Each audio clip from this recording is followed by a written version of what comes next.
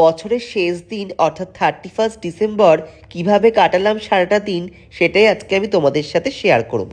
সকাল সকাল ঘুম থেকে উঠে আমি চিকেন রান্না করলাম এবং তারপরে আমি মাকে নিয়ে বেরিয়ে পড়লাম। মা অনেকদিন ধরেই বলছিল মুভি দেখতে নিয়ে যাওয়ার কথা, কিন্তু কাজের এত প্রেশার থাকার জন্য একদমই হচ্ছিল না। বছরের শেষ দিনটি স্মৃতিবদ্ধ করবার জন্য তাই মাকে নিয়ে আজ বেরিয়ে পড়লাম। তাই গড়িয়া থেকে মেট্রো ধরে বেরিয়ে পড়লাম নন্দনের উদ্দেশ্যে। National film award best Bengali film deep fridge মুভিটা দেখতে আমরা আজ এসছিলাম, যেটা ডিরেক্টর অর্জুন দত্ত।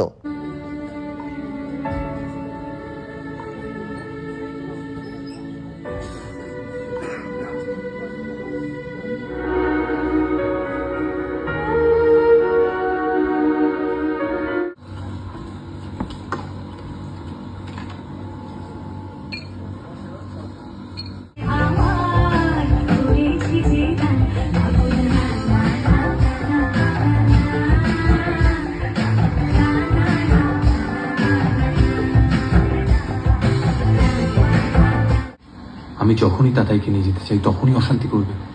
তাতাই তো বড় হচ্ছে, ও তো সবটা বোঝে। ওর জন্য কতটা অকওয়ার্ড হচ্ছে সিচুয়েশনটা। শান্তিটা যে মানুষ বড় জড়িয়ে পেতে চাই স্বর্ণক, তবে আঁকড়ে ধরলেই শান্তি পাওয়া গেল বুঝি। এখনো ফ্রিজ খুলে বসে থাকো?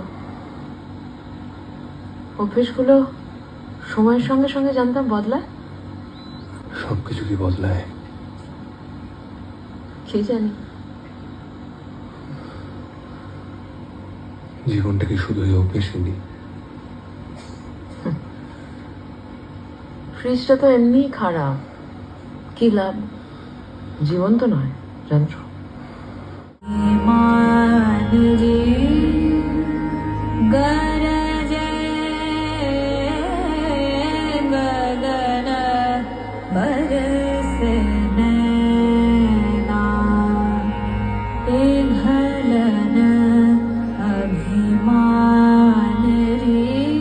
মুভিটা জাস্ট অসাধারণ হয়েছে সত্যি। এটা ন্যাশনাল অ্যাওয়ার্ড পাওয়ার মতোই।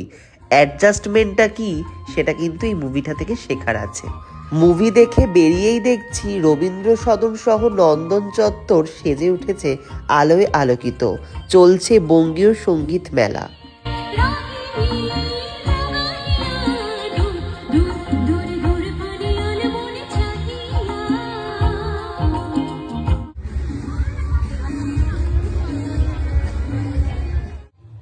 আজকের এই দিনটা খুব সুন্দরভাবেই কাটলো।